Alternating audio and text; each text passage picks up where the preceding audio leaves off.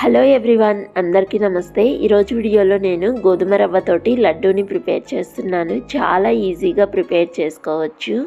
మనము దేవుడికి నైవేద్యంగా కూడా అయితే 10 నిమిషాల్లో మనము ఈ లడ్డూని అయితే చేయవచ్చు. ఫస్ట్ అయితే దీనికోసం స్టవ్ వెలిగించుకొని ఒక బాండీ పెట్టుకొని దానిలోకి 1 స్పూన్ నెయ్యిని యాడ్ చేసుకొని దీనికి 2 కప్పుల గోధుమ రవ్వనైతే నేను యాడ్ చేసుకునేసి మంటను లో ఫ్లేమ్లో పెట్టుకొని ఒక 5 నిమిషాలు అయితే ఫ్రై చేసుకుంటున్నాను. ఇలా 5 మినిట్స్ ఫ్రై చేసుకున్నాక ఈ రవ్వని ఒక ప్లేట్లోకి తీసుకొని మళ్ళీ స్టవ్ వెలిగించుకొని ఇదే బాండీలోకి 2 కప్పుల రవ్వకి 6 కప్పుల వాటర్ని యాడ్ చేసుకొని ఈ వాటర్ బాగా బాయిల్ అయిన తర్వాత మనం ఫ్రై చేసుకున్న రవ్వను కూడా యాడ్ చేసుకొని దీన్నైతే ఇప్పుడు మనం ఉడికించుకుందాము. ఇది ఉడుకుతున్నప్పుడే దీనికి కొద్దిగా ఫుడ్ కలర్ని అయితే యాడ్ చేశాను.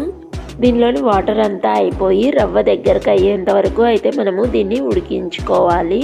ఇలా వాటర్ అంతా అయిపోతున్నప్పుడు దీనిలోకి 1 కప్పు రవ్వకి 1 కప్పు షుగర్ని యాడ్ చేసుకునేసి ఒకసారి బాగా మిక్స్ చేసుకొని దీన్ని అయితే ఉడికించుకుందాము. మంటను మీడియం ఫ్లేమ్లో పెట్టుకునేసి దీన్ని అయితే ఉడికిస్తున్నాను.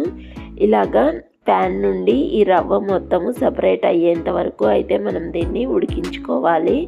మధ్యలో అయితే 1 దంచుకున్న యాలుక్కాయని యాడ్ చేశాను. అలాగే 2 స్పూన్ల నెయ్యిని కూడా యాడ్ చేసుకునేసి దీన్ని అయితే ఉడికించుకుందాము. వీడియోలో చూపిస్తున్నట్లుగా ఈ రవ్వ ప్యాన్ నుండి సపరేట్ అయ్యేటప్పుడు అయితే మనము స్టవ్ ఆఫ్ చేసుకునేసి దీన్ని అయితే కొద్దిగా చల్లార్చుకుందాము.